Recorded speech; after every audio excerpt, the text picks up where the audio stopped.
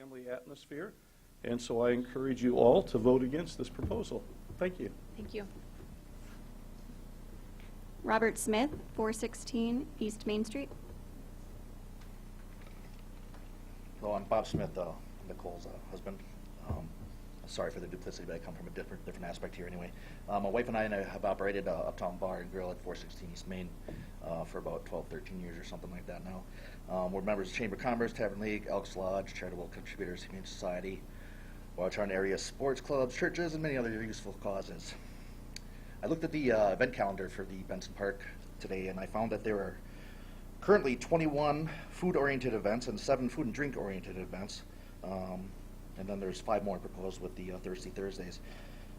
So that's a combined, 33 selling opportunities for them that they'll be taking away from our business. If I put together just a hypothetical picture, that's over 5 months. If I miss out on sale of just one food and drink item for each one of these, assume you can get a food item and a beverage for about $10, which is probably a couple bucks underneath what you really could do, but just for the sake of math. That comes to about $330, right? It's not maybe a big deal. I'd be okay to go along with the cause, but that's not really reality. That's on the extreme low end.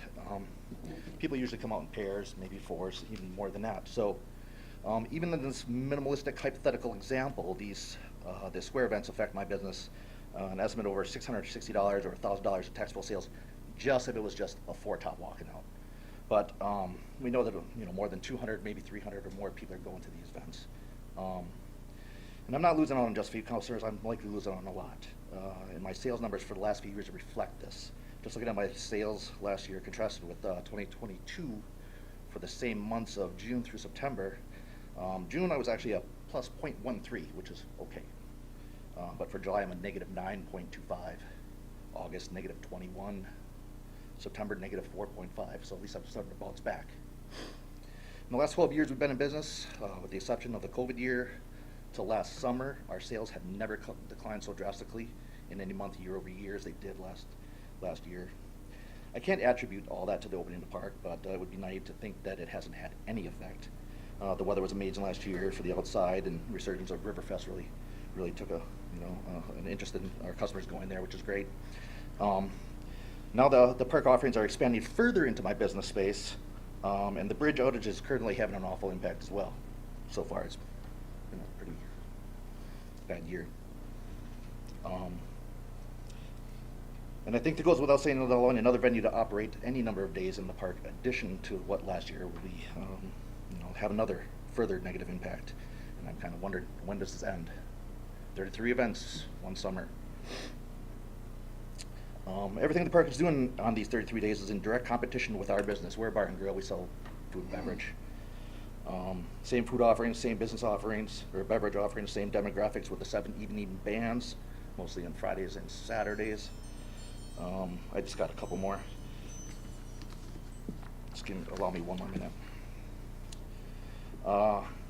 An economic void with an opportunity seems to have been created with this park, which is great because I believe it's one of the roles of government to work with local businesses to foster economic opportunity of the community to grow is great.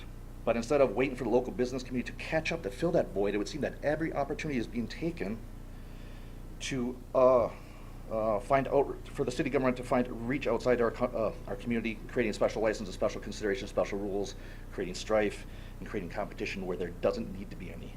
I ask that there is some patience in catching up with the amenities that other communities might offer, which I think is what we're striving for. I ask that we stop outsourcing the Watertown brand to more outsiders that have no interest in this community after they pack up and leave. And I don't mean that with any malice. I understand you're just running a business. But we are just starting to get a downtown foundation with the great things that the city has done with the help of our Chamber of Commerce, Main Street programs, Historical Society, and others, I'm sure. And I ask that there is consideration for the downtown business community that to not allow a non-local business to even get a foothold, because that will decelerate our progress forward. Thank you. Thank you. Mary Ann Lizelle, 10 Oak Ridge Court. Hi, I'm Mary Ann Lizelle from 10 Oak Ridge Court, and as a recent high school graduate living in Watertown, I would urge the mayor and city council to, again, oppose this new Thirsty Thursdays events occurring in the town square. In the last 2 weeks, my friends and I have enjoyed good quality time at the town square. It's a great place to gather. Every time I'm there, there's little kids running around and there's families there, and it's a quiet, safe, happy place. And while I know that these events would not make it like an unsafe or dangerous place, I know I would be far less likely to go if there were businesses from out of town selling alcohol there. I'm not opposing businesses that sell alcohol. There are so many businesses already in Watertown, as have been mentioned before, and I think we should focus on supporting Watertown's businesses as opposed to fueling money into businesses from out of town. We're trying to help our city thrive, and I'm loving the new town square, and I think we should be focusing on helping our current town businesses on Main Street thrive and not bringing this new event into town square, because I don't think it matches the kind of the tone and the feel of the park. I enjoy going there as a young person, and I know many other young people do too, and our parents wouldn't be so thrilled about it, and neither would I, honestly, with the induction of these Thirsty Thursday events. So while I appreciate the attempts to kind of boost business in Watertown, I would encourage that we focus on boosting business in Watertown's businesses and not sending that money out of town. Thank you. Thank you. Anna Schmid, 605 Lafayette Street. Hi, I'm Anna Schmid from 605 Lafayette Street. I am also a recent high school grad and a voting member of this community. And as a voting member, I am completely opposed to the addition of a beer garden in Watertown's town square. The town square is a very family-friendly place as of right now, and I love seeing little kids always running around with their parents having a great time, and my friends and I have also gone there and had great times. However, as someone who has worked in a venue before for a wedding venue and seen the effects of alcohol on adults, I understand that alcohol makes places very non-family friendly very quickly. And if our goal as Watertown is to be family friendly and to be a place where families feel safe bringing their kids out, alcohol completely defeats the purpose, especially since Main Street is already full of plenty of other bars and businesses, as has been previously stated. Additionally, we already have events like Riverfest, in which the sale of alcohol is very rampant. Thus meaning there is no purpose that benefits the city of Watertown or the residents of Watertown by adding this into our town square. It simply defeats the purpose of family friendly and of making families comfortable bringing their children here and allowing them to play, because it makes it unsafe and uncomfortable. And I, as a voting member, am completely opposed to this. Thank you. Aaron Schrader, 1411 South 10th Street. Hi, I'm Erin Schrader. I own Run and Errands on 4th Street. I am going to be opening the new bar across from the town square, as well as part of the licensing board and Tavern League. I've been very busy since Wednesday when we had our Tavern League. I am against opening just a Thirsty Thursday at the town square as well as the Tavern League. As you can see, many people did come out and speak on this behalf that were in my industry and in the community. Many of them had much more than 3 minutes to say, as do I. I'm not going to retouch on the points that they already said, but what I would ask for at the bare minimum, at the least, that we would table this and consider the impacts overall in our community. I think that the term Thirsty Thursday is a bar term. That's something that I personally have in my bar, which includes free pool and discounted drinks. I know that in conversation I learned that the Elks Lodge also does a Thirsty Thursday where they gather together and play cards. As for Brewfinity, my problem isn't necessarily with bringing in an outside, I guess even take Brewfinity out of it, because it's not necessarily who the brewer is, it's how they're going to operate there. I think that they should not be able to come in and act as a tavern. It'd be a lot different if there was an actual event going on there, but the event is actually sitting at the bar drinking. In my establishments, I'm not allowed to do that unless I have my premise amended. And then I do have to put up on my private property a fence to keep minors out, even though I can decide who comes and go. That's much different than a private or public property, sorry. I feel like my industry, myself, and Tavern League have been very patient and supportive of the Bensteen Family Town Square. We ask that the Bensteen Square is mindful of the events that it provides that they are business local friendly, not in direct conflict or competing with local businesses, and do not have the advantage over local businesses, and that they are governed the same as local businesses, held to the same standard as local businesses, and give to the community the same as local businesses. My views have not changed on this, regardless of whether it's Brufinity or somebody else.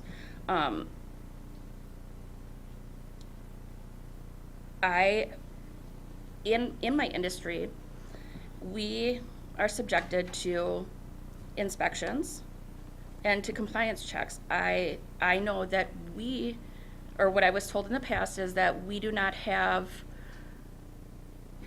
the money to support the police doing the compliance checks, or what we call stings, in these different alcohol-related events that happen downtown. That's kind of unfair. It's unfair that we're held to that when we're the ones that go and get educated, make sure that our servers are all educated, and do our best to abide by the rules of our city. In order for me to bring on a server, it costs about $75. It's $25 for the class, it's $15 for the temp license, and then another $25 to the city of Watertown. My businesses, they pay taxes in the city, taxes in the county, taxes in the state, taxes federally. And I think that we should be given the opportunity to maximize on what the city is providing up there. The businesses that go up there, they are provided basically for a small fee, city services, including garbage, water, sewer, police. In order for us, advertising and marketing, in order for us to have that, we have to pay to become a city commerce member. I feel that it's really competes, and it's very unfair to the local businesses, and I hope that we'll at least table it and reconsider the impacts that it has on the total community, if not just deny it. Thank you, Erin. Thank you. Anybody else? Is there anyone remotely that would like to comment?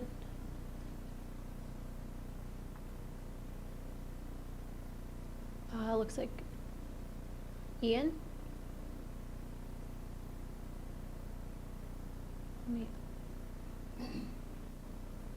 You may be muted, Ian. There we go. Hello, you hear me now? Yes, I can. Okay, hi, my name is Ian Pilak. I live at 208 South 8th Street in Watertown, 53094. As a transplant, or fairly recent transplant to the city, I would like to encourage the council to approve the application. The town square is a great place for families to get together. I cannot dispute any of the acumen of the businesses that have spoken before me, but I will say that there may be some overlap in the Venn diagram, but there are families that are going to go down there for our kids to play in the fountain, to roll around in the grass while we have a beer, listen to a band, and enjoy each other's company. We wouldn't be going to your bars those nights anyway, because we're not spending on the babysitters. We want to be together. So that is my perspective as a resident, and I hope that's taken into consideration. Thank you. Thank you. Anyone else that would like to comment? We do have another opportunity at the end of our meeting as well. All right, with that, let's, and we have one screen, so I'm going with it. I think Lisa's done a good job of getting us back online, so we'll stick with just the one screen that we have. So with that, let's move to reports. You all have the police and fire minutes from April 8th, licensing from April 10th, public safety and welfare from May 1st, site plan from May 13th, and then the senior center advisory board from May 14th. Any comments or questions from anyone on those? All right. Let's move then to communications and recommendations. We have some really wonderful employee recognitions this evening. First, I'm just going to acknowledge those folks who aren't here, and I'm trying to see if there's any officers out there besides you. Officers? No, you're the only one. Okay. Oh, wait. Is that Ian? I was like, I'm not used to your beard, Ian. That is Ian. Okay. So let me first recognize those folks that are not with us this evening. So Officer Carnatz has been with the police department for 25 years. And then Sergeant Rail and Officer Simon have been with the police department for 10 years. Stephanie Mazzoni has been with the fire and administration departments for 5 years. Before Officer Keats gets called out on a call, which is most likely to happen, why don't we have you go first, Chief? Ian, if you would please come up, and Chief, I'll hand this to you. There you go. We are recognizing Officer Keats for 10 years with the police department. Yeah.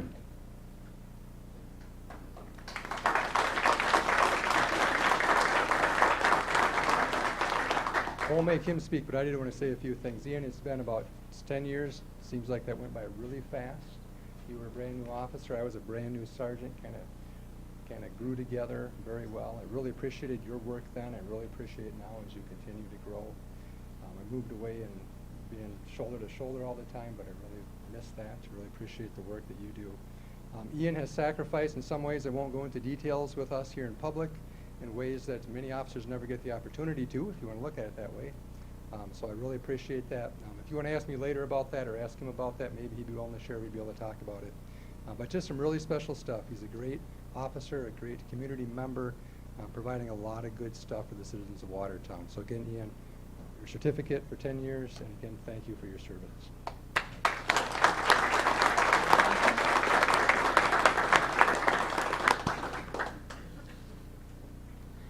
Next up, I'll invite Stacy and Mr. Schuett up. Where did Stacy go? There she is. We're recognizing Carl Schuett with the Department of Public Works Street Division for 30 years of service to the city of Watertown.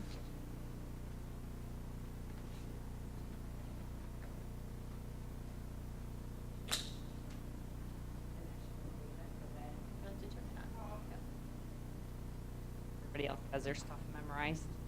It's on. You're good. Yep. 30 years, what an accomplishment. This guy has truly seen it all and literally done it all in the street and solid waste division. Carl started his career as a solid waste collector. This was back before automated anything, and everything was manually collected and recycling was separated at the curb and processed at our recycling building. In January of 1996, Carl moved over to the street side of things. His current position is a light equipment operator. There is not much Carl can't run or do. He has been part of so many projects and crews, and his knowledge of everything done over the years is invaluable. Carl has collected garbage and recycling, chipped brush, patched streets, is a trusted truck driver for our equipment operators on dig out or hauling projects, and has done a ton of storm sewer projects and concrete pours over the years. He is instrumental in training new employees in all aspects of this division, and Carl has been a great leader at our shop, attending nightly meetings sometimes and bringing information and good discussions back to the crew. Carl is one of our best plow drivers and salters, handling the north side of Watertown. He is dependable and goes above and beyond to ensure streets are safe in the winter, missing very few snow events over his career. Carl is always one of the first employees at the shop for snow and ice control, oftentimes even being ahead of the supervisor, me. No matter how hard I try, he beats me. Because he anticipates going out and wants to be ready. His dedication to the city has been extraordinary, and it is an honor to work with him and have him on our team. I'd love to get many more years out of you, but it might be wishful thinking. So congratulations on this career milestone of 30 years.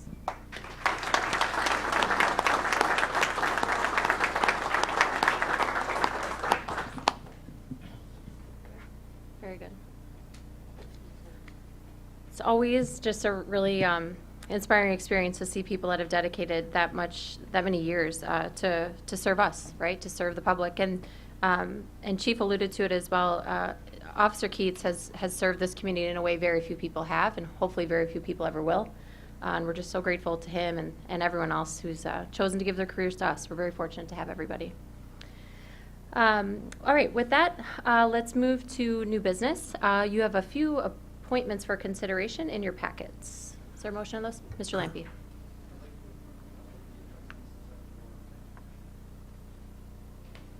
Okay. Anyone else want to make the motion? That would help me more. Are you okay with someone else doing that? Okay, let's, all of them? All right, we'll take a motion by Board, a second by Bartz, and you can vote and just abstain on the one if you'd like to, or just abstain in general. That's fine. All right, any comments or questions? All those in favor, please say aye. Aye. Anyone opposed? And you abstain. Very good. Thank you for that. All right. Next is a presentation. So I'm going to invite Mason up to the microphone, and I think he's going to introduce us. We have a brief discussion and presentation this evening from F Street. So Mason, go ahead.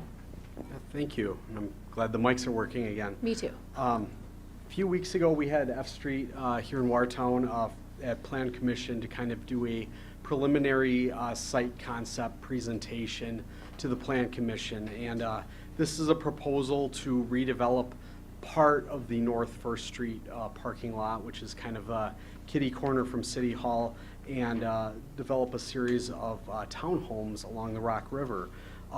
We recognize that this would be a significant change to the area around City Hall in our downtown as it exists today. I just want to point out a couple things quickly before I have Nick come up here and introduce his presentation and talk through the site plan. Even though they would be redeveloping a good portion of the parking lot, there would still be over 30 parking spots left in that parking lot. I've already talked with Andrew Byer, our city engineer. He's going to have the engineering department's interns look at that parking lot this summer. We think we can restripe and add more spaces there. I also want to point out that this all times out well with, as you know, the fire department leaving within the next year to their new fire station. That's going to open up a lot of area and a lot of parking around City Hall. There are actually 42 spots directly north of City Hall. A lot of those can possibly be used by city employees who park south of City Hall right now. So at the April 8th Plan Commission, they kind of gave their consent to see this project come forward. I did share with all of the council members a copy of their presentation, so you have it. And then I also did share a schedule. Part of this process is going to involve vacating a small portion of Jones Street. That's the stub end along the Rock River. And I just share that to remind everybody there are quite a few steps we have to walk through, and there will be a process as we move this development hopefully forward. So at this time, I want to invite Nick to come up here. I'm going to jump on my laptop, and hopefully we'll be able to see the presentation. Can I switch over to your laptop? Mayor, Council, thank you again for having me, and happy to just go through a quick presentation. As I said, so I'm Nick Young, I'm Director of Development for F Street. We're out of Milwaukee. Most of our projects are here in greater Milwaukee, Jefferson County, Dane County, and throughout southeast Wisconsin. So really wanted to talk about a concept we've been working with Mason and staff with for almost coming on a year, is looking as to how we can find ways to provide more housing in downtown and really continue to build on the downtown area. So just, again, a little bit about us. Usually we're here to partner with communities to provide a benefit not only to the community, but to the surrounding area as well. Go to the next one. Just general about our team, we've done around just over 300 million in projects throughout Wisconsin over the last 20 years. That's just general our team. We're a small team, but again, it allows us to focus on a lot of great communities and great community projects. So I'm just going. So again, the project vision. We really envision it to be integrating the community, integrating the riverfront to provide more housing options and bring more people to really enjoy beautiful Watertown's downtown. So again, project drivers, Riverwalk enhancement. As part of the project, we would target to aim and providing the Riverwalk space so that could be expanded at a future time as the Riverwalk gets expanded through downtown. Again, bringing in community, bringing in more housing, and providing a long-term, strong aesthetic for the long term in the downtown area. So just a general the site plan. The current police proposal, we're still working with this as well, because of course we just wanted to present the general concept, was approximately 12 townhomes, mostly of 3-bedroom or 2-bedroom units.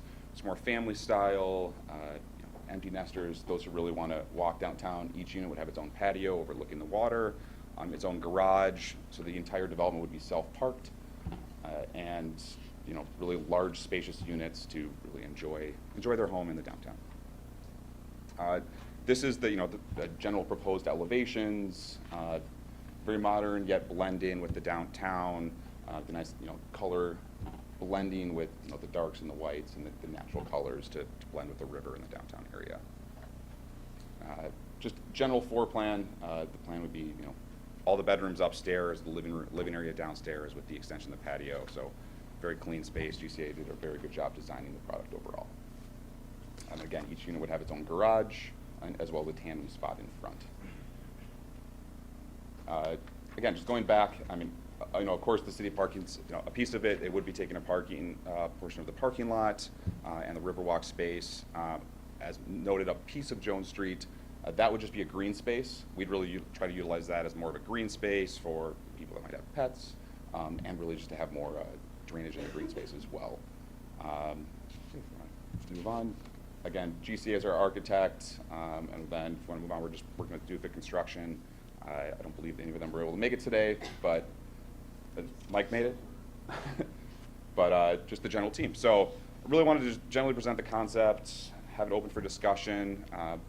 You know, a couple of our past projects we're currently working on in, you know, Lakeshore Commons, Oak Creek, similar project in Sheboygan Falls in a little bigger scale on the river, really to activate the downtown, similar to Brown Deer, Wisconsin, just a couple of example projects we've worked on in the last few years. So really wanted to open discussion, questions, and, you know, really talk through any comments. Yes. Microphone? Yes. Okay. Well, thank you for bringing this proposal forward. I think one of the things that's really attractive about it is it seems like it's scaled well into an arena. I know that we've had a couple of discussions here at council or whatnot. We're being worried about, you know, are we looking at too much, you know, studio apartments downtown? I really like the fact that this is a larger multi-bedroom, multi-bathroom place. And, you know, if you look at the number of stories on this thing, I think it scales well in terms of you know, looking at the higher buildings downtown and looking at sort of the lower buildings as you transition into some of the other residential areas that are in the area. So I very much appreciate what this proposal does and kind of where it fits in the overall portfolio of projects that you know, we're looking at right now through economic development. Thank you. Mr. Moldenhauer. Question, quick. Would there be city money involved in this, or is this going to be done privately? Mason, you want to answer that? Absolutely. We have been working with Vanderwall. There will be a TIF request associated with this development. As we've talked about in the past, it is the economics of construction costs and where interest rates are right now make it very hard to bring forward multifamily development projects like this without some level of public assistance. One thing I would remind everybody of, this parcel does sit in TIF 8. It is currently a tax-exempt property, so that it's really a liability to the city when you factor in maintenance costs. This will be an opportunity to bring the property back on the tax roll. And TIF 8 was actually created to help facilitate projects like this in the downtown area, especially along the riverfront. Others? Ms. Davis? And just to clarify, these are rental units, not a condo type of situation? Correct. Others? Yes, sir. Question, one more. These are all going to be owned, or are they going to be rented? Great question. Yeah, for rent. All rent? Yes. So just so I'm tracking, this is the parking lot just outside here in front of the current police station. Can you or go fire back to station. the site plan? 4 slides. Yeah, absolutely. The short answer is yes. There we It go. is the northernmost section, so we're closest to the fire department. So it's the portion of the parking lot that would be between Jones Street and East Madison. So the question I have is related to environmental impact in regards to the increase in the wastewater, the sewer, the runoff, the construction that close to the water, the foundational impact on it with the structures going into that place. That would be my concern in that location, is those factors in regards to building right on the river like that. Yeah, I mean, so anyone would have to work through our site plan review process, which is where we meet with every single department. So they would have to get through building safety and zoning, which is where that building inspection and code compliance review. This would get reviewed at the state, considering the size of the project. So DSPS would review for those types of structural concerns. And then as it pertains to water, wastewater, and runoff, that's 2 different divisions in our city team that would provide permits that would be required at construction. And then one of them in particular does weekly site visits as well to make sure that that permit's being met. And then the second question to that is related to target rate for what are you looking at for rentals? Is this going to be rent plus utilities or all included? Are they furnished, unfurnished? What's going to be your target audience in regards to rating? Good question. I mean, target audience is, I don't want to say everyone, but everyone. It's people looking for housing. It's young families, because obviously they're focusing on 2 bedrooms and 3 bedrooms. So larger units, 1,500 square feet, is approximately the size of the 3 bedrooms. It'd be in like the mid-2000s total would be like the total rent. Typically the utilities, we haven't gotten fully there, but very likely it would be Magic Pack, which would be electric, so they have their own electric, and then developer would be responsible for typical things like sewage and all of that. Okay. Yes. Would the city be involved in money up front on this thing? Or how is that working with a purchase? Sure. So we would bring forward any type of potential TIF request. I'm unaware of us talking about any money up front. No, that was a conversation Nick and I had very early on. I think we had the conversation, quite frankly, that Watertown historically has not engaged in what are called upfront TIFs, where the city's paying a lot of money to the developer up front. This would be what's called a pay-go TIF deal. That's what we're looking at, and that's what we're consulting with Scott Harrington at Vandewall on. Literally, if the developer doesn't build anything, there's not going to be any money paid to the developer. They would get paid based on the amount of value or increment that they create on that site. So to me, this has very little downside for the city. We're looking at a $4.5 million investment approximately on this site, on one today that is a public parking lot, and again, tax exempt on our downtown riverfront, that I think long-term has so much potential to be re-embraced here in this community. Yeah. No problem. That's what we're here for. You're going to purchase this outright then, or how is this working? I mean, the city's not going to put in money up front. Yeah, so, So Mr. you're gonna- Moldenhauer, this is land that the city owns, and so in that development deal, whatever gets baked in is what you as a finance committee member will get to evaluate. But we wouldn't be providing money up front because we own the land today. So what it would be sold for is really the question that finance committee and then the full council would consider. And those are conversations we'd want to have in closed session, so we're not negotiating against ourselves. Yeah. Mr. Smith? Yes, it looks like there'll be 33 retained parking spaces. Do you know, maybe Mason would know better, but how many of the current parking spaces will be lost? It's roughly 50, I think, isn't it? Yeah, it's approximately, depending on which one you count as parking spots, between 55 and 58. And then you counted the amount in the north side of the building. Do you remember what that was? Yeah, that 42 parking spaces. I know Alderman Blanky had asked about that, and I got that to him. And I think back there, I'm not an engineer, I'm not in public works, but I think we probably have potential to add a few more through restriping and that sort of thing. And just to note too, each of these units would have 2 of their own parking spots, so it's not like the townhomes would be creating, a lot of capacity in the public parking lots. They'd have their own parking built on site. Sure. And in the site plan is the proposed river walk between the buildings and the waterfront. Who is it that is going to be funding that? Is that part of the project and you'll be putting in that portion of the Riverwalk, or is that going to be something the city's going to be doing? Good question. We've been talking about that piece of it. It's something we would provide a perpetual easement to the city to develop the Riverwalk as the future expansion is done. The cost would be more than our project. Yeah, and just to remind everybody, this kind of ties in. Right now, the RDA has just started engaging in what we're calling the Downtown River Corridor Study, and part of that is planning for a river walk on both sides of the Rock River, not just this section. There's going to have to be public-private partnerships involved with that. There's probably going to have to be other mechanisms that get looked at for funding that.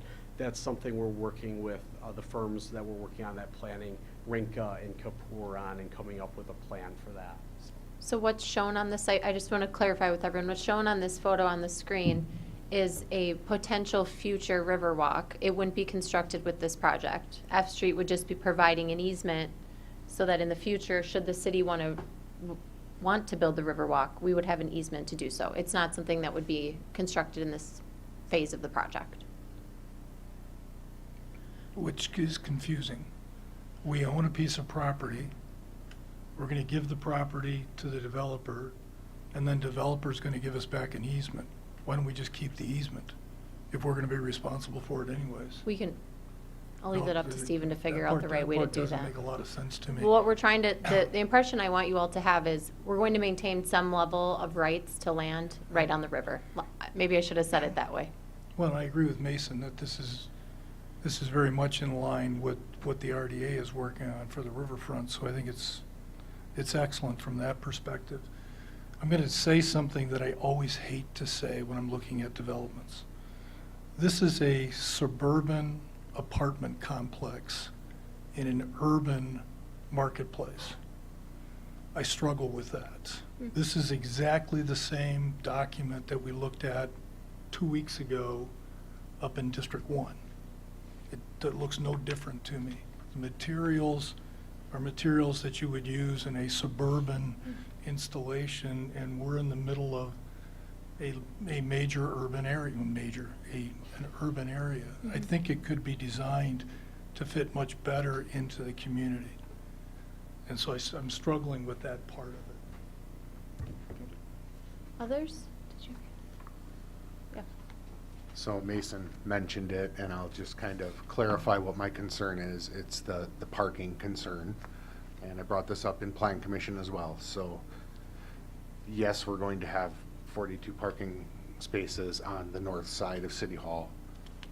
We are going to be losing 50, and part of the goal of this project, as with the goal of Benson Town Square and everything else that we're doing, is to drive more foot traffic downtown, but we're removing parking. So I'm not saying that it's a bad project. I'm not saying I'm opposed to the project. I have a concern with trying to drive more people downtown and taking away the places to park for those people downtown. And then we could also talk about another thing with the introduction of alcohol, but that's for another item on the agenda. So, Yes. yeah, the other concern I had was I'm looking at 12 curb cuts. There's a curb cut for each one of the units. And then you just said that they each have 2 parking spaces. I assume what you're saying is there's one in the garage and one in the driveway. Correct. Is that a fair statement? So I'd be curious to see how that would work. But because to your point, if I have more than 3 vehicles in my little apartment, I'm going to go park somewhere else. Or if I have guests coming over to the home, I'm going to park somewhere else. So all of those spaces that we're maintaining on the south end are going to be used up pretty quickly. So that's all the study that I think has to be done. Yes. I like to develop an idea, and I have some similar concerns as others. When we get to the point of moving more forward in regards to the making it more ironclad, my concern is ensuring that once we get to that point, we have protections to guarantee that if we do move forward, we actually get a property, not just hopes and dreams. Yeah. I'm gun shy for a reason, and it's in my district, so I want to ensure that we're actually utilizing it properly and actually getting something out of it. We have some good development agreements that dictate a lot of those types of protections, but that's something that would come back before the council for approval. I think Mr. Young is very familiar with the situation that I think Alderman Schmidt, you're alluding to, our past experience with a different developer. I think he's very conscious that we don't want to go through that again, and I'm certainly conscious that we don't want to go through that again. So I'm sure Attorney Cheeseborough will make sure there's plenty of protections that we can do everything we can to avoid that. Yeah, and our intention is we would not want to acquire anything until we literally are signing the line to close on everything. the exact same time. So, and that's how we do pretty much every project we do. So with that said, based on the schedule that Mason, you provided us, if this moves forward in September 1st, you've got an agreement, when could we assume that the buildings would be built and occupied? Good question. So, assuming we hit everything in stride, spring, because usually we're looking at 8 to 10 months from the thumbs up to get fully designed, do all the due diligence. Geotech here is going to be a concern. So that would be like a spring. And a construction here, I'm assuming is going to be somewhere between 10 and 12 months. So that would be spring 26. Yeah. So fully assessed January 2027. Thank you. Yeah. One thing further, could we get an estimated cost of this project or somehow, or? I heard Mason say 4.5 million. Okay. Correct. Yeah, we're obviously very preliminary at this point, but just like a hard construction costs, we're looking in the high 200s per unit, not including the soft and other development costs associated with it. So what I wanted, just kind of to button this one up, we learned from you all on Allward Street, and we weren't going to start the process of moving something along without you all seeing a concept. So there are steps we need to take as a city. So last time it was future land use. This time it's vacation of a stub. You can actually see the stub on this map. The arrow is almost pointing to it. So there's a car parked in it. So we will, I'm not hearing anything that would make me not begin that process. So you will begin to see these things going to Plan Commission. That process will start, just to start working through some of the technical things that need to be done. So if you have any concern about that, please, obviously reach out to Mason or I, but we just wanted to make sure everyone was on the same page as we start kind of that vacation process. If I could say one more thing, since parking was brought up a couple times, we do occasionally talk to property owners in the downtown area that are possibly interested in facilitating additional parking in the future. So that's on my radar. I know that's on staff's radar long-term. So we're still going to look for those opportunities, even if this moves forward. So. Good. Well, thanks, Nick. Perfect. I appreciate you taking the time to come and to share the site plan with us. Yeah, thank you again for having me. Thank you, everyone. If you have further questions, let us know. All righty. Thank you. All right. Equally as riveting, the accounts payable. Anyone have any questions or comments on the accounts? The fox that was just a little animal that was. Oh, I didn't even see it. Any questions on the accounts? All right. Let's move to miscellaneous business then. You all have the payroll summary from April 17th to April 30th and cash and investment from April 30th. Any questions or comments on those? All right, then let's move into our license section. The first is a memo to the council. Next is to review and take action on an application for a temporary Class B beer and temporary Class B wine license for Fiesta Cultural. This is for Fiesta at the Park at the Benson Family Town Square. Is there a motion on this one? Mr. Lampe. The Class B license. Motion by Mr. Lampe. Is there a second? Second by Mr. Bartz. Any discussion on that one? Is this a repeat? They've done Fiesta Cultural. They did it at the square last year. They did it at Riverside Park in years past. Anybody else? All those in favor, please say aye. Aye. Anyone opposed? Alrighty. Next is an application for a temporary Class B beer license for the Main Street program. This is for the Sounds of Summer concert series at the square. Is there a motion on this one? Mr. Lampe? To approve the Class B license for the Watertown Main Street program. Motion by Lampe, second by Mr. Blanky. Any discussion on this one? All right, all those in favor, please say aye. Aye. Anyone opposed? Abstain. Thank you. Next is an action item for a temporary Class B beer license for the Watertown Craft Beer and Seltzer Walk hosted by the Main Street program on July 13th. The locations are listed there in your agenda. So, Motion Mr. to Bartz. approve. Motion by Mr. Bartz. Second. Second by Mr. Blanky. Discussion from anyone? All those in favor, please say aye. Aye. Anyone opposed? I will again abstain. Thank you, sir. Next is an application for a temporary Class B beer license for the Watertown Moose Lodge. This is for their car show event on June 13th. Move for the approval of the temporary Class B beer license for the Moose Lodge. Thank you, Mr. Smith. Is there a second? Second by Mr. Bartz. Discussion on this one? All those in favor, please say aye. Aye. Anyone opposed? All right, next is an action item for a temporary Class B beer license for the Whitetails Unlimited. This is for the Sounds of Summer concert series at the Square. Motion to approve. Motion by Mr. Blanky, second by Mr. Smith. Just discussion from anyone? All those in favor, please say aye. Aye. Anyone opposed? Yes. And abstain. So opposed by Mr. Board and an abstain by Mr. Bartz. All right, our next item is to review and take action on a request for a producer full-service retail sales to sell beer and wine for Brewfinity. This is for Thursday Beer Garden at the Square on June 13th, July 11th, August 15th, and August 12th. Is there a motion on this one? Make a motion to approve the license.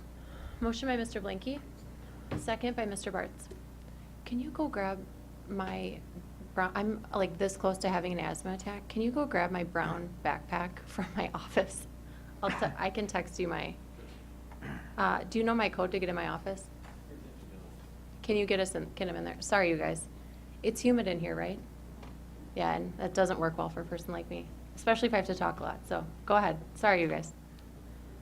Yeah, I just wanted to add a couple comments. We heard a number of comments from citizens today, and many of them I consider to be my friends. My tally is 8 were against, and 1 was for this license. Couple of things I wanted to remind the council is this Thirsty Thursdays at the Benson Family Town Square is a new event. It's only going to happen 4 times this year, once a month. There was an additional request for Brewfinity to fill a void created on June 15th when one of the nonprofits canceled, and it left the Park and Recreation Department scrambling to fill that void. Brewfinity was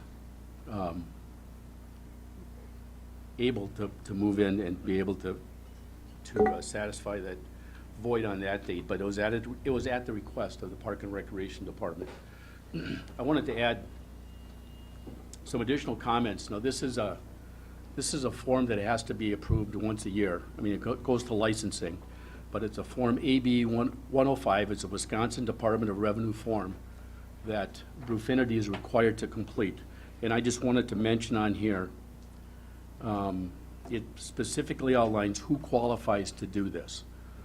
We've heard a lot of discussion today about other businesses possibly being able to fill that void or come in and do something at Benson Family Town Square. But to do this, to operate as a full-service retail sales, there are 3 conditions. You have to be a brewery that manufactures a minimum of 250 barrels of fermented malt beverages. I believe that's a year. You could be a manufacturer/rectifier that produces a minimum of 1,500 liters of intoxicating liquor, or you could be a winery that produces a minimum of 1,000 gallons of wine. So, looking within Watertown, there's really was no one that qualified to do that. There are a few other breweries just outside of the city, and I believe all of them were contacted. The only one that said that they would make the effort to be available that day was Brewfinity. And I just want to add another comment that I've never been to Brewfinity. While I do patronize a lot of local establishments, and I hope I'm welcome back there, I would strongly ask the councils to strongly support this. This is the first year that they're trying this. I would say let's give it a try. Let's see what happens if we don't like the results of that. Again, we're looking at 4 Thirsty Thursdays in 2024. We can always just cancel it next year. So, thank you. Ms. Davis? I have a financial question for the staff, so I don't know who I should direct that to. Go ahead, we'll see. Okay. So my question is, in February, we revise the ordinance to change from a percentage-based for concession permits to fee-based. So my first question is what the fee that Brufinity would be charged. Sure. Christine?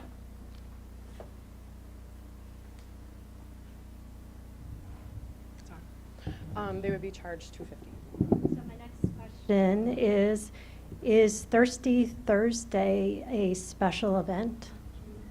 It will be, yes. We will have hometown talents, kind of like a open mic night or American Idol, if you will, types of events.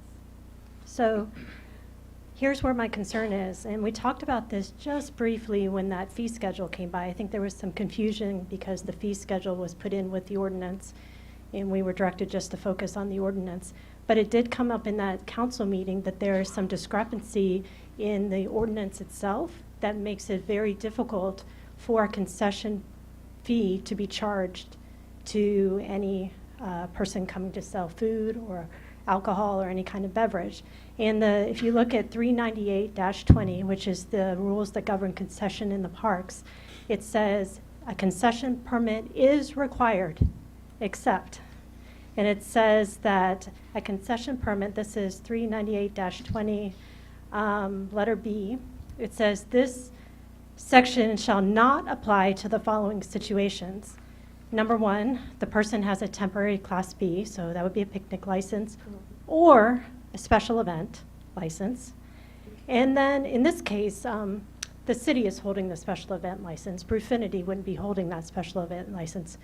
But number 3 says, a person, firm, corporation, or association that has the permission of the group that holds the special event license. So because the city holds the special event license and they're inviting Brufinity, then Brufinity would not be charged anything and would not be required to have a concession permit per the ordinance as it stands right now.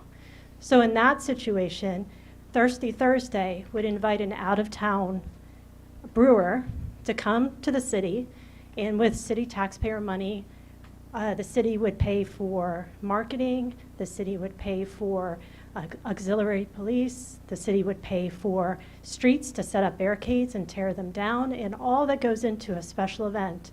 And Brufinity, according to the ordinance, would be charged nothing. I don't expect you to have to respond to that. I don't know if Stephen wants to add anything. You were intending to follow. The fee structure. Do you have anything to add, Stephen?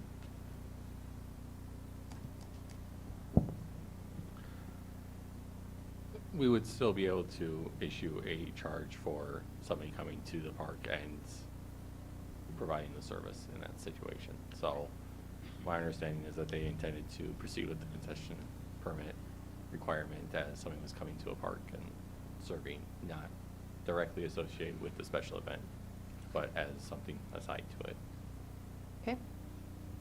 Ms. Davis? If possible, I'd like to see where that is in the ordinance that would allow that, because it says specifically that if someone who holds a special event invites the person to come to sell, then they do not need a concession permit.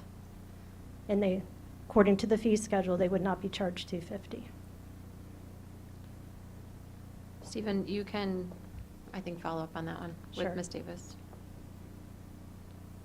I saw another hand somewhere on this side of the room. Mr. Blanky. I don't think I need to rehash where I come down on Benson Town Square. I think that's pretty well documented. But in a situation like this, we've built it. And there was a movie line that says, if you build it, they will come. Well, they have to have a reason to come, and the whole point of building this was to hold events such as this one. Whether I'm on the fence, I'm on licensing board, so I've heard the concerns. Aaron Schrader is very knowledgeable on these things. I understand the concerns of the local businesses. However, there is no other option. As Alder Bartz pointed out, there's no one else who can do this. And if there was, I'm sure that we would have reached out to them and had them do it. So when you make an asset such as this for your downtown to drive people downtown and patronize the other businesses of downtown, these events end at 9 p.m. If that is your goal, you need to have something there to encourage that. And the idea is that they'll patronize the other businesses after this event. So for that, at least for this year, to give this a trial run, I think we should be in favor of it as well. Mr. Schmidt? Though I respect some of my colleagues that are supporting this, I have to oppose it. Not on the grounds of let's try it and find out, because anytime you hear that from a government official, I can promise you they're never going to give it up. There's no document history of they say, we're just going to expand it for a year, we're just going to try it out, and then if it doesn't work, we're going to take it back. I have never seen it. Just haven't. The other issue is, I agree. My opinion on the town square is well documented as well, but I'm of a different point of view that it's a town square, and if the only thing that we have to draw people to our community is alcohol, that's why we're called Watertown. That's why we're viewed as a greater part of the people around us as a bunch of drunk people that don't know anything. And that's not the reputation any of us want. That's not the reputation any of the business owners I've talked to want. And I'm not talking the Tavern League or the bar owners. I'm talking the ones who have the other industries. They don't like that label. They want it gone. And the only way we can get rid of that label is stop making alcohol the center focus of everything that we do. And that's what it seems like that town square is. It shouldn't be. I'm all for having those events where you bring people in to have talent shows, have performers, have talent come in to demonstrate their talent, make it a family-friendly event. Why do we have to have alcohol involved? We don't. And I haven't heard one justification of why alcohol plus family makes anything positive. You can pull the reports from law enforcement in the community and see how many instances alcohol is involved in issues that they would rather not deal with. So I'm opposed to bringing any outside stuff in, and the excuse is, well, we didn't have any bus to fill it, then don't fill it. That's a terrible excuse coming from government. It is. So on that grounds, and all but 2 people that have gotten hold of me either tonight or on the phone or via email were opposed to this. And since those are the people I work for that voted to put me in this position, that's how I'm going to vote. I'm not voting in favor of a business owner or one of the full-time staff, because that's not who I work for. I work for the residents of my district who voted me in, and that's who I'm going to represent. So I'm going to vote no. Can I speak? I would like to say that I listened to the comments tonight, and I think that we have to do more for our local businesses than to bring in somebody from the outside. I will oppose this myself. Anybody else? Yeah. This one, like you said, I've received a number of comments on this one as well. There's a large part of me that basically looks at this and wonders why we're having this debate at council, because I think this is a legal request. It was basically approved by our licensing board. There's really nothing here that basically is violating really anything that we can find, and we do process a lot of other requests to sell alcohol in the city, and we don't necessarily take into account whether there's 15 bars and now it's going to be 16. We don't take competitive angles of new bars opening into consideration normally when we look at whether or not to allow licensing. I think in terms of which events are appropriate for the town square, there's a different place to talk about that we have the Town Square Programming Commission, and we have licensing is another piece that we can go through. But particularly in terms of what is the appropriate mix of entertainment. As a council, we kind of gave the Town Square a long leash to experiment, at least for a 3-year period in terms of the agreement that we signed with them. And we're in year 2 of that. And we're looking for a number of experiments for the Town Square to perform in order to understand what is the best way to get people drawn downtown. I think that it's valid to look at what the mix of entertainment options is, what's being used to bring people downtown, what the effect is on the community, which resources are expended as a result of that. I think all of that can be looked at, but I think that we are basically pulling one event out of a web here and looking at it kind of in the wrong forum, when we're just basically saying that we're going to approve or disapprove the alcohol license for one business that appears to be operating legally, and there's really no precedent, I think, for this body basically to say that there's too many competitive businesses operating, and therefore we are denying a license based on that. I know that Stephanie Jewell is attending remotely and wanted to provide, I think, a data point. Stephanie, did you have something? Well, I just wanted to point out that we have over 85 different types of events scheduled at the town square this summer and into the fall. And 11 of our events right now have alcohol. The rest of them, like our Thursday night markets, we've got family events scheduled, we've got workout classes, nothing else has alcohol. We've got paint nights scheduled, nothing else has alcohol. It's just those concerts that we are having alcohol in, because that tends to be the draw, whether it be Wisconsin or whatever it is. It's having some sort of alcohol down there seems to be a draw. But again, it's only 11 events that we're looking at, not including the Thirsty Thursdays. Thank you. Anybody else? Did you have something, Stephen? Yeah. Just to clarify for everybody, the full-service retail outlet location is a new creation by the state statutes. They modified the liquor code last year in December, and some of those effects are just now starting to take actual effect. Under 125.29 sub 7 sub D sub 3, it provides that except for the city's ability to limit the scope of alcohol beverages offered, and I can get into more detail on that in just a moment, the municipality's ability to approve a license under this has to be used or utilize the same standards and criteria that the municipality uses to establish any ordinance for evaluation of a standard retail liquor license. So the basis for approving the liquor license here today should be the same basis that you use to approve a Class C liquor license or a Class B liquor license for any other entity in the city that applies for a liquor license.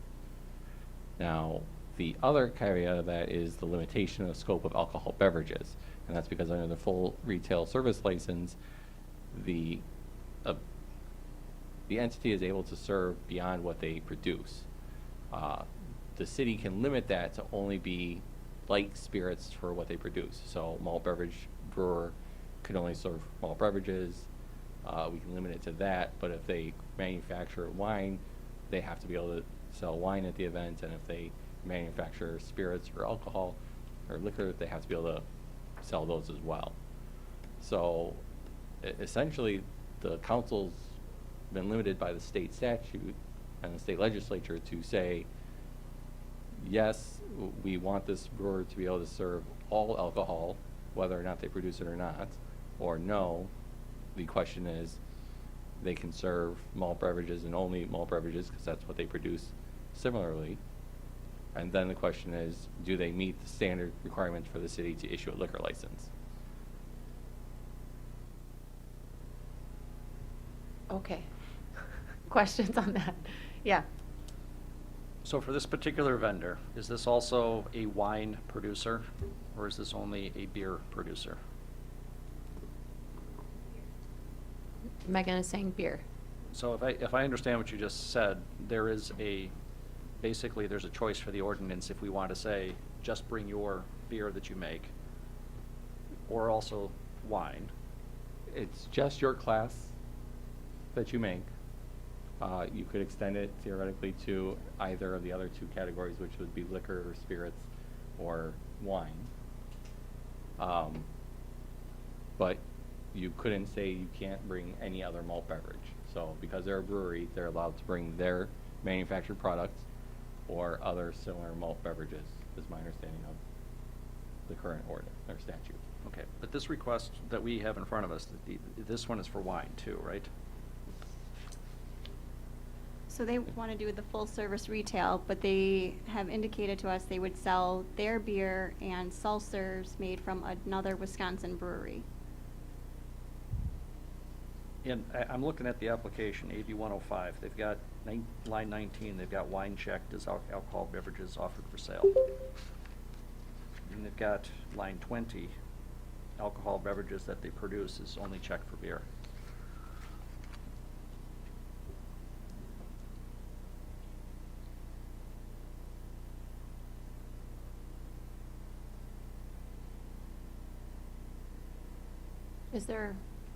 Are you looking up something?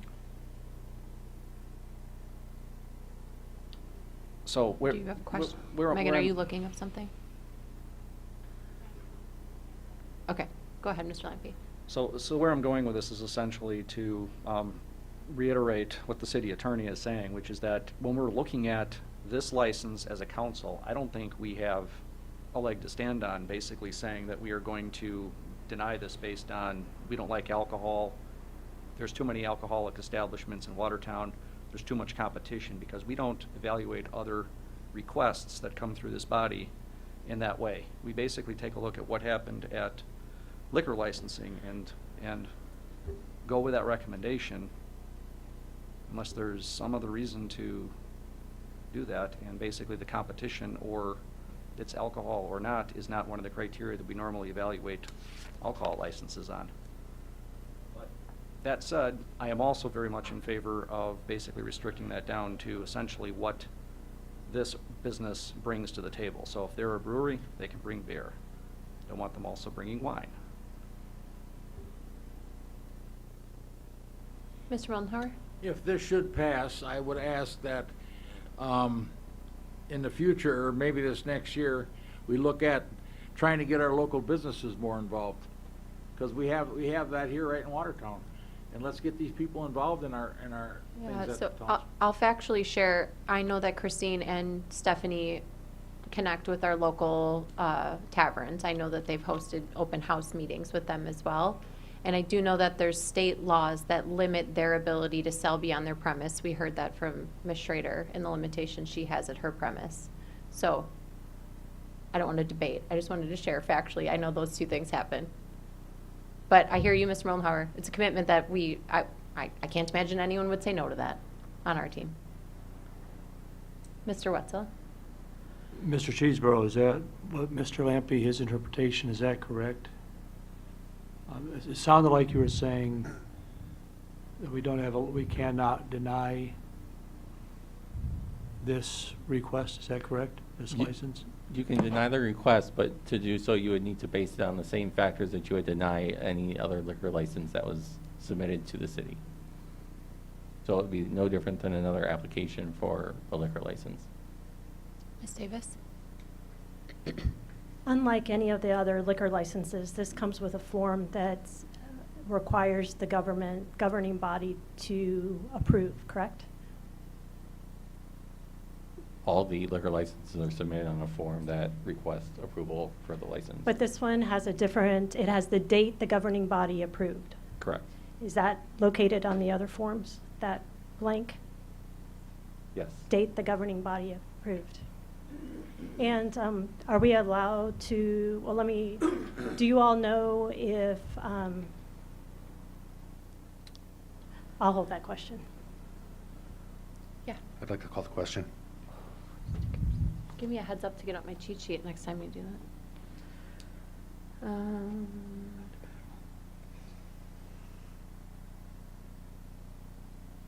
Do I need a second? Anyone who's seeing it faster than I am? No? And it's not debatable, Stephen? Do I need a second, and it's not debatable? It needs a second, it's not debatable. Thank you. Is there a second then? To calling the question? Second by Mr. Bartz. I did prep a couple of these. That one wasn't one of them. So you got me. Requires 2/3 vote. Okay, so we have, what requires a 2/3 vote? The motion to call the motion to question? call the question. Okay. Would you like to take the roll? Blanky? Aye. Smith? No. Schmid? No. Wetzel? No. Moldenhauer? Davis? No. Lampe? Ford? This is the motion of calling the question, correct? Yes. Aye. Aye. Bartz. Motion failed, 4-5. Okay. Continued discussion. Yes. So, just so we're clarifying, that based on a new state law, Stephen, that you said that is just now coming into effect that we're starting to deal with, is probably the first case that we've seen under the new state statute, is that correct? Yes. Yes. Okay. So under that, if I understand it correctly, as you stated, they can only sell what they produce. Is that also correct? No. Or what we limit them to based on what they produce? Correct. They don't have to have, so whatever the category of alcohol they produce is, they can sell anything within that category. They don't actually have to produce it, but within that category. As long as they or acquire it through an appropriate supplier, then yes, they can sell it, as long as it's within the same category of what type of alcohol they produce. Okay. So my concern with this is the unclearness of how this falls in regards to licensing and special event fee scheduling, because it doesn't seem to be clear in regards to how the ordinance reads on this one. But as you said, this is a new state law. This is the first time encountering it. And so, as Alderman Lampe has stated, unless we have a legal ground, we need to proceed very carefully in regards to how we handle this specific case. That said, I would move to put it back to licensing to clarify how this applies in regards to the special event process, how the licensing incorporates into that, so there's a complete clarity of how all the fee schedules are going to work in regards to that, and how it falls under Park and Rec in regards to it's not a standalone special event through the vendor. Because it appears to not be clear in regards to how that works based on how the ordinance is written and read. All right, so you're making a motion to refer it back to the licensing board? To clarify that issue specifically. Is there a second to that? Second by Mr. Lampe. This is debatable. I found that one on the cheat sheet. Mr. Lampe. I guess this is more of a question. Would you also be open to basically restriction down to malt beverages? If that is the state statute in line with the new state law and the intent, then I would concede that point. Yeah, Christine, come on up. I'll go to Ms. Davis in the meantime. Back to Mr. Cheeseborough. Mr. Cheeseborough, every license comes before the governing body for a vote, correct? Correct. And so we're following that process here tonight with this particular license, even though it's a different type of license that's new, correct? Correct. And so when it comes before the council, then the council votes yes or no on the license, correct? Based upon the criteria it's established for approving the license, yes. When it comes before the council has the opportunity to vote yes or no on that license, correct? Correct. And so we are following all other precedents. We're following everything we've ever done with licensing. Nothing is different in this situation where we would vote yes or no on a license that comes before us. You could, yes. And that's in accordance then with the law. It depends on the reason that the no is provided, and Is- when you make the motion to deny the license, you do have to provide a justification for the denial. Does the law talk about what the motives are of the governing body individual members? Does it ask the individual members to examine their motives Well- in voting yes or no? When a license is denied, you have to provide the justification for denying the license.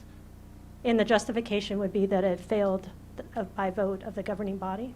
That's not an acceptable justification under the statutes for denying a liquor license. So you can't say the governing body denied this based on a failure of votes?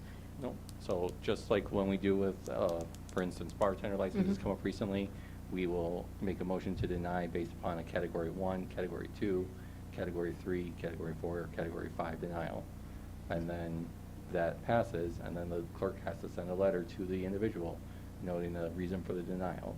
And that's so that if the person objects to that reason for denial, they can appeal it to the court. Where are those categories for our reference? Those I can pertain give those to you. And those pertain to bartenders. Are those for all licenses? Those ones do. There's other categories for. For all licenses? Yes. Okay. So there are categories that we could access for all licenses for denial purposes? Yes. And those weren't provided to us tonight? No. Yes, ma'am. I would just request that if it goes back to licensing, if we could look at the June 15th date. That one is a we're kind of Getting in close. need. So we of need to that do a one. special meeting.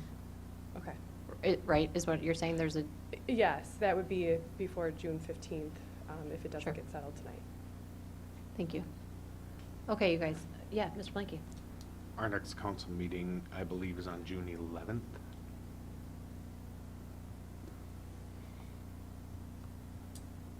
Does anyone know the answer to that without me pulling it? Should be June 4th. Oh, June 4th. Okay.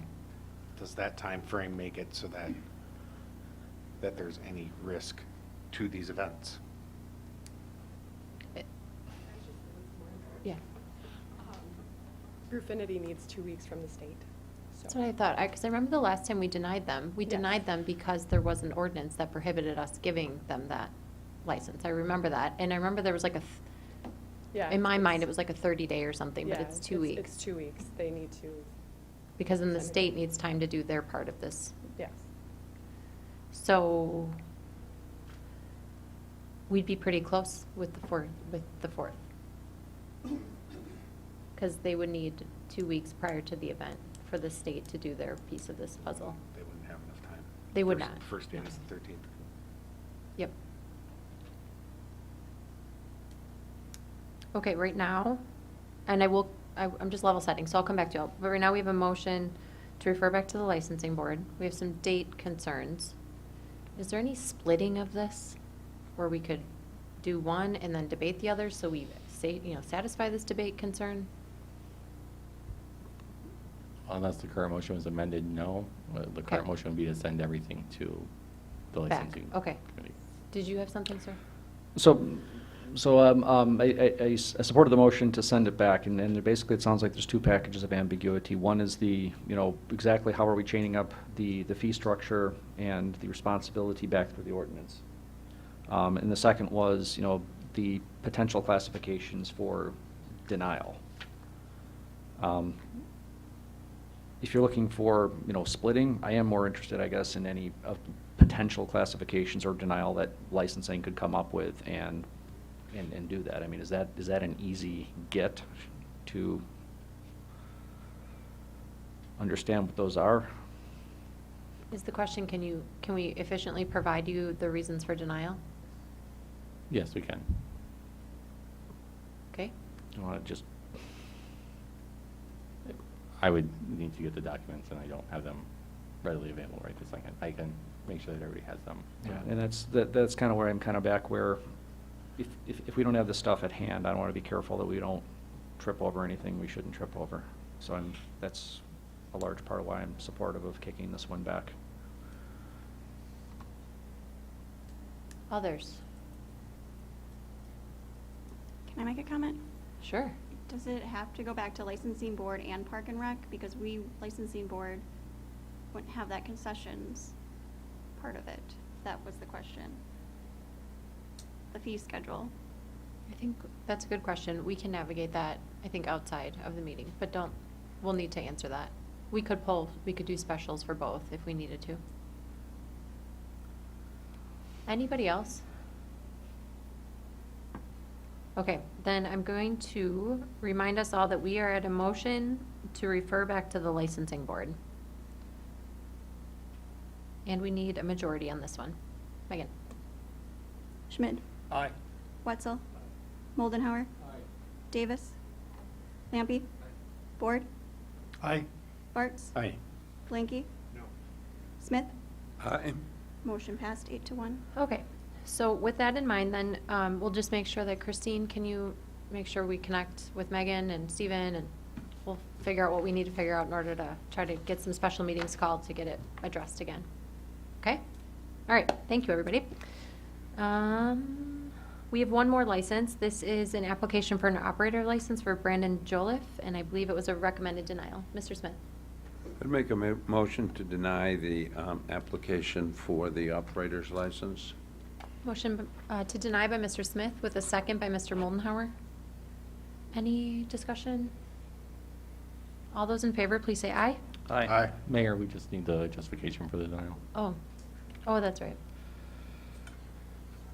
Category 1. Thank you.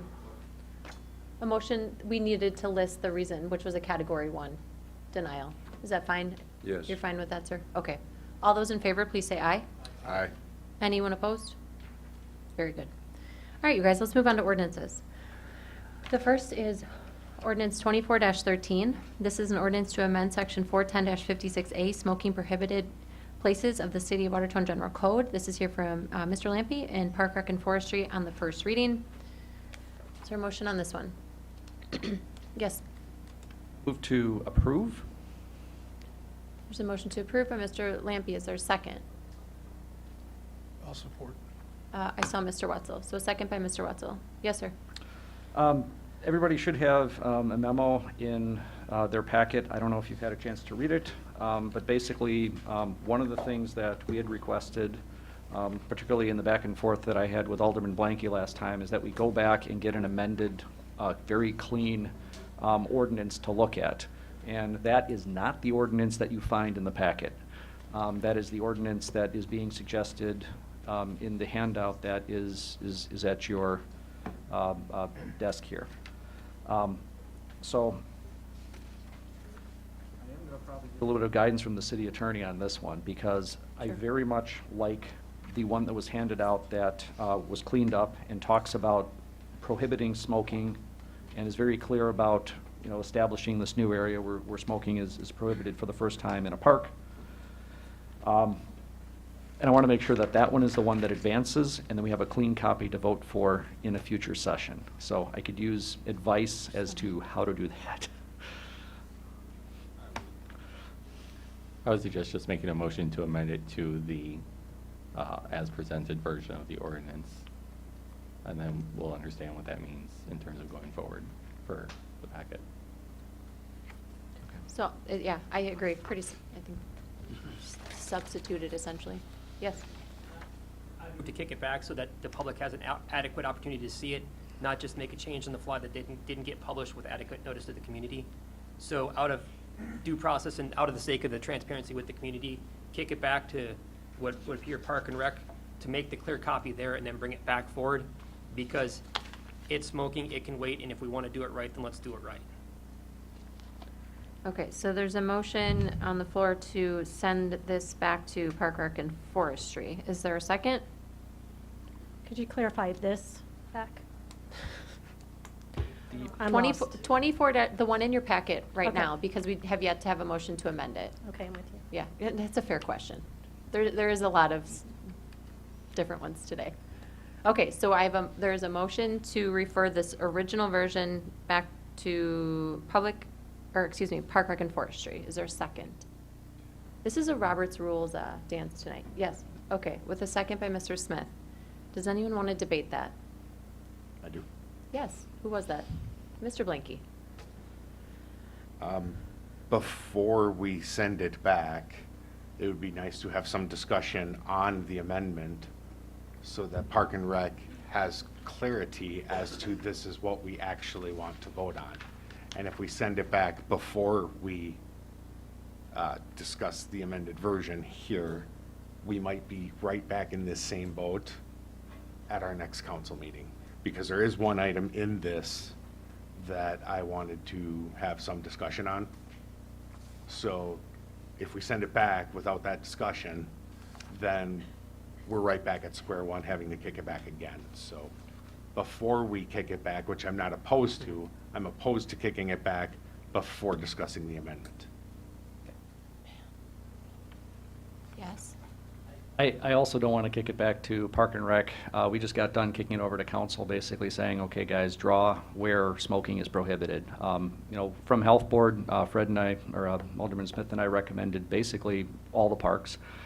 Coming back out of Park and Rec, we recommended basically all the parks except for the parking lot. We came back here and we basically narrowed it down to just the playgrounds and areas around the building. So I doubt Park and Rec would have anything more to say other than basically take the amendments that the city attorneys provided to us and basically slap that in there. If we want to send it anywhere else, we can also potentially, I would say, kick it back to health or somewhere else. But I'm confident enough that we've kicked this around and we've had comments that basically looking for widening the ordinance. We've had comments looking for making sure that we only try in a small defensible area. I'm actually fairly comfortable that we've talked about this enough times and gotten enough feedback that we could actually do this as a council with a straight-up replacement, one for one, of what you had, and we basically haven't changed the scope from where it was 2 weeks ago, which is basically playgrounds and buildings, so. Ms. Davis? There's a conclusion that's being presented there that there was agreement on the playground scenario. And the problem with a playground-only scenario is it doesn't follow logically.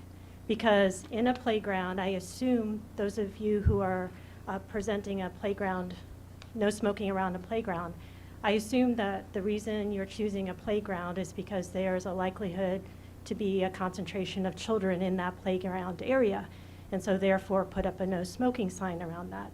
But the problem with that is those children, that concentration, also occurs over where they play baseball. There's a concentration of children, sometimes even more, where they play baseball. So, okay, let's put up a no smoking sign around where children play baseball. But then there's soccer. So let's put up a no smoking sign around where children play soccer. And so what we see there is if you're making a, oopsie, do we need to go? Severe thunderstorm warning. Okay. Thank you. If we're going to make a decision based on children and the health of children, then it is illogical to limit smoking only to playground. Now, there's the argument to be made, well, we'll get what we can get. We've banted this around. But I think in this situation, we are talking about, as we received some very good communication to us from people who are concerned about this. We're concerned about children's health, but we're also concerned about the health of elderly. We're concerned about my coworker who has asthma and other immune deficiencies. But we're also concerned about the trash and the amount of staff hours it takes to pick that up. So for all of these reasons, this whole smoking ordinance was proposed in the first place. And so I am not comfortable with us just saying around playgrounds and saying, well, we got that done. I think we can do better. And I know we can do better. And I think that the first ordinance that came before us was better. And what's good about that ordinance is it had all sorts of community input because those committees have citizens on them, citizens who care. And citizens have spent a lot of time looking over those ordinances and deciding and talking and working on wording and finessing. The staff have put a long time. After the first time this was at council and went back to the health department, the staff put a lot of time trying to GPS? We'll find the coordinates for different smoking areas for each park so that we could possibly put that into the code. We don't want to be about the business of codifying actual GPS locations of designated areas. So I think if we're concerned about passing a smoking ordinance that actually protects children, protects elderly, protects those that have health issues, and also all of the trash and the time and the staff hours, I support this going back to committee, and I think probably the health committee might be a good place for it to go. But I also say, Mr. Blanky, yes, please tell us what the actual stopping points are, because we can just get an ordinance out there that helps protect all of these people and is something that is going to be able to be workable. So I would agree that we need some definitive, you do this, this, and this, then you've got it. We can lock this in. Okay. Thank you for that. We have a motion at this point still to go back though to Park Rec and Forestry. Was that correct? Was that the committee that you selected? And you're suggesting Board of Health. So I just wanted to circle back on that. Are you looking to amend? I would propose an amendment to the Board of Health. Is there a second to that? Okay. I know we can do that, but so we should vote on that amendment. Correct. I'm sorry, I didn't call it out. Mr. Lampy. So we're going to vote in just a moment here on just not referring it back, but who we would refer it back to, should you vote in favor of referring it back. Ladies that just graduated high school, this is a master class in Robert's Rules of Order. I mean, not a master, because I'm not a master, but I mean, dang, this is an exercise. Okay, questions on what we're voting on? So just to clarify, so is this superseding my amendment to put it back to Park and Rec, or is this adding to that so it goes back to Park and Rec and then Board of Health? I believe Ms. Davis's amendment was to go to the Board of Health in place of Park and Rec. But maybe it should be, may I amend my amendment to go to Health, Board of Health first, then Park and Rec, and then back again, because they need to be involved. Okay, are you fine with that? Oh, jeez. Okay, so do you want me to vote on the first one that was just Board of Health? Take the first one. I was just Okay, about to- we're only going to vote on amending your amendment to go to the Board of Health. So if you vote in favor, this thing's only going to Board of Health, okay? If you don't want it to go to only Board of Health, vote no. We're all good on that? Okay, you go for it. Davis. Lampy. Board. Bartz. No. Blanky. No. Smith. Aye. Schmidt. No. Wetzel. No. Moldenhauer. Motion failed 4-5. Okay, now, do you want to make a different one, Ms. Davis? Okay, so right now we're at a motion to go back to committee, and that committee is Park, Rec, and Forestry. Is there any additional discussion on that? Yes. Just to clarify, the main driving factor is the email the attorney put out is the recommendation to put it back to committee to make sure we flush out the changes appropriately so that they mesh and are published properly, as I understand it. So that's the driving factor pushing it back. Okay. Yeah. That same memo basically has three options I saw. So another one is we amend by replacing, which I probably would do if this fails. Okay. Anybody else? We have a motion then to refer this ordinance, this being the original version 24-13, back to Park, Rec, and Forestry. We're all solid on that? Megan? Schmidt. Wetzel. Moldenhauer. Davis. Lampy. No. Board. Bartz. Aye. Blanky. No. Smith. No. Motion passed 5-4. Okay, so that'll head back to committee. I trust Carol will be there, and you can encourage your Board of Health members if they're interested. Do Park and Rec. Back to Park, Rec, and Forestry. Thank Yep. you. Okay, let's move on. Next is ordinance 24-14. This is an ordinance to amend sections 24-13 and 24-13 Airport Commission membership. This is here from Mr. Wetzel, the Airport Commission, on the second reading. Motion by Mr. Wetzel, second by Mr. Board. Discussion? Megan? Wetzel. Moldenhauer. Aye. Davis. Aye. Lampy. Board. Bartz. Aye. Blanky. Aye. Smith. Aye. Schmidt. Aye. Motion passed 9-0. Thank you. Next is ordinance 24-15. This is an ordinance to amend section 428-8A, G3, G7. This is here from Mr. Bartz and the Benson Family Town Square Commission on the second reading. Mr. Bartz. Motion by Mr. Bartz. Is there a second? Second. Second by Mr. Blanky. Discussion from anyone? Yes, sir. A lot of these practices definitely have already taken place in a safe environment over at Riverfest, as everybody probably knows. So happy to see that this extends to other spaces as well. Thank you. Anybody else? Megan? Bartz. Aye. Blanky. Aye. Smith. Aye. Schmidt. Aye. Wetzel. Moldenhauer. Davis. Lampy. Board. Motion passed 9-0. Thank you. Next is ordinance 24-16. This is the creation of section 247-5D.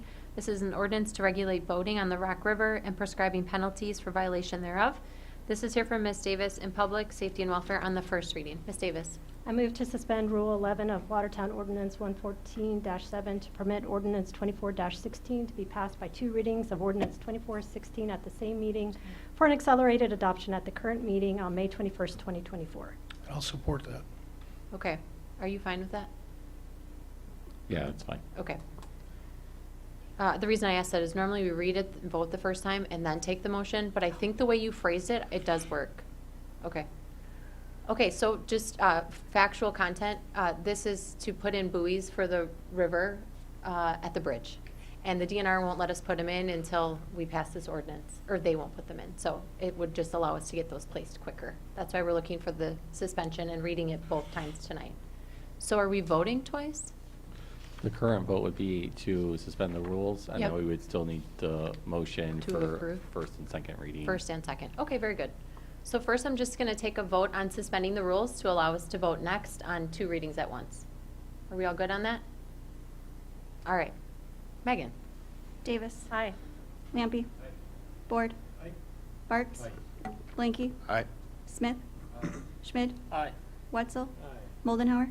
Motion passed 9-0. Thank you, Megan. All right. And now is there a motion for this ordinance 24-16 on its first and second reading? I'll Ms. make that Dav- motion. Thank you, Ms. Davis. Second by Mr. Lampy. Any discussion or questions? Just for context, this is specifically relating to the construction of the Main Street Bridge. Yeah. So once that's done, then we'll seek to repeal it when we're done, so. Yeah. Anybody else? I'll second. I think we had a second, right? I did, yeah. Mhm. We had a first and second, but go ahead, Megan. Davis. Aye. Lampy. Board. Bartz. Aye. Blanky. Aye. Smith. Aye. Schmid. Wetzel. Moldenhauer. Motion passed 9-0. All right, thank you. Let's move to resolutions. This one is Exhibit 9605. This is a resolution to designate our official city newspaper. This is here for me and the Finance Committee. Mr. Lampy? I move to designate the Daily Times as our official newspaper. I'll second. I heard a second by Mr. Schmid. Any discussion? All those in favor, please say aye. Aye. Anyone opposed? Next is Exhibit 9606. This is a resolution for drinking water well number 5 rehab. This is here from Mr. Board and Public Works. Also move. Motion by Mr. Board, second by Mr. Bartz. Discussion? Yes. In the interest of time, I'll ask this question once as it applies to all of the resolutions that came out of Public Works. Are these items budgeted items? And are the bids under budget? We had a very interesting night, so we had several, as you've seen. All of them are under budget with one exception, which is the truck chassis. The overall budget for each of these line items is within budget. We chose for the chassis a higher bid because of the commitment to delivery date. And it's the truck chassis that will service City Hall. So we thought it was appropriate. Thank you. Any other questions? Megan? Board. Aye. Bartz. Blanky. Smith. Schmid. Aye. Wetzel. Moldenhauer. Davis. Lampy. Aye. Motion passed 9-0. Thank you. Next is Exhibit 9607. This is a resolution for the West Drinking Water Treatment Plant roof, again from Mr. Board and Public Works. Motion by Mr. Board, second by Mr. Moldenhauer. Questions, comments? Megan? Board. Aye. Bartz. Aye. Blanky. Aye. Smith. Schmid. Wetzel. Moldenhauer. Davis. Lampy. Motion passed 9-0. Thank you. Next is Exhibit 9608. This is a resolution for the wastewater treatment plant launder covers, again from Public Works and Mr. Board. Motion by Mr. Board, Second. second by Mr. Blanky. Discussion? All right, all in favor, please say aye. Aye. Anyone opposed? Next is Exhibit 9609. This is a resolution to approve the purchase of a single axle truck body, again from Mr. Board and Public Works. So moved. Motion by Mr. Board, second by Mr. Bartz. Questions or comments? You should take the roll. Board. Aye. Bartz. Aye. Blanky. Aye. Smith. Aye. Schmid. Wetzel. Moldenhauer. Davis. Lampy. Motion passed 9-0. Thank you. Next is Exhibit 9610. This is a resolution to approve the purchase of the single axle truck chassis, again from Mr. Board and Public Works. Sure. Motion by Mr. Board, second by Mr. Blanky. Any discussion? Yes. What drove the the acceptance of the higher quote here? The delivery date. That's what I talked about a minute ago. Yeah, I couldn't parse that anymore, so, okay, thank you. Anybody else? Megan? Board. Bartz. Blanky. Aye. Smith. Schmid. Aye. Wetzel. Moldenhauer. Davis. Lampy. Motion passed 9-0. Thank you. Next is Exhibit 9611. This is the resolution to approve the purchase of a rubber track excavator, again for Mr. Board and Public Works. Motion by Mr. Bartz, second by Second. Mr. Blanky. Discussion? Megan? Bartz. Aye. Blanky. Aye. Smith. Aye. Schmid. Wetzel. Moldenhauer. Davis. Lampy. Board. Motion passed 9-0. Thank you. Next is Exhibit 9612. This is a resolution to approve the purchase of replacement salt shed doors, again for Mr. Board and Public Works. Motion by Mr. Moldenhauer, second by Mr. Wetzel. Questions, comments? Megan? Moldenhauer. Davis. Lampy. Board. Bartz. Blanky. Aye. Smith. Aye. Schmid. Wetzel. Motion passed 9-0. Thank you. Next is Exhibit 9613. This is a resolution to approve the purchase of a towable brush chipper, again for Mr. Board and Public Works. Motion to approve. Thank you. Motion by Mr. Blanky, second by Mr. Board. Mr. Stevens. There needs to be a correction in the final paragraph. The budget year is cited as 2025. The correct year is 2024. All right. Do we have to make a motion for I that? would love that, yes. Could I move to amend the dates in the final paragraph from 2025 to 2024, please? Motion by Lampy, Second. second by Board. Discussion on that? All in favor, please say aye. Aye. Okay. Anyone opposed? All right, now we are at an amended version of 9613. Comments or questions from anyone? Megan? Blanky. Aye. Smith. Aye. Schmid. Wetzel. Aye. Moldenhauer. Davis. Aye. Lampy. Board. Bartz. Motion passed 9-0. Next is Exhibit 9614. This is a resolution to approve the law enforcement services for the RNC. This is here for me and the Finance Committee. I Motion- move oh, to approve. Sorry about that. Motion by Mr. Lampy, second by Mr. Schmidt. Comments, questions?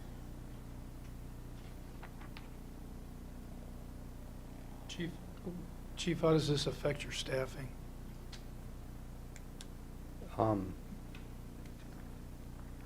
We would be sending only the volunteer officers that want to go to it. If those volunteer officers happen to be working on the day they want to go, we would backfill with overtime. The RNC, the Milwaukee should cover our officers' overtime on site, but would not cover the overtime back home. So we would cover it with overtime budget, which I think will be within budget. Other comments or questions? Megan? Lampy. Aye. Board. Aye. Bartz. Blanky. Aye. Smith. Schmid. Wetzel. Moldenhauer. Aye. Davis. Aye. Motion passed 9-0. All right, we are at the portion of our agenda where we have comments and suggestions from citizens present. Yes? I just have a question. We did not take a roll call on Exhibit 9608. Should we not have done that? Did I take a voice vote? It's a purchase. If I did a voice vote, we should have done a roll call. Did I do a voice vote? Okay. Sure. So, hold on. So you already voted by voice vote in favor. What you're doing is voting yes or no on 9608, which is the purchase of the launder covers. Thank you. Megan? Board. Yes. Bartz. Blanky. Aye. Smith. Schmid. Wetzel. Moldenhauer. Davis. Lampy. Motion passed 9-0. Thank you. Anyone for comments from citizens present? Go ahead. May I ask a question about proceedings? We can't debate back and forth with you, so I'm happy to answer a question for you after. Okay. Oh, not debate? I or just on a can't. term? I just can't Okay. speak back to you. That's all. So. even though I'm doing it right now. But I'm sure the city attorney or someone can answer it for you. Anyone remotely that would like to comment? All right, with that, I would ask for a motion to adjourn. Motion by Mr. Schmidt, second by Mr. Moldenhauer. All in favor, please say aye. Aye. All right, we are adjourned. It's just to watch the weather as you head out. The thunderstorms are approaching quickly and get home quickly, sort of thing. We got about 10 minutes by our best guesses. How quickly? 10 over?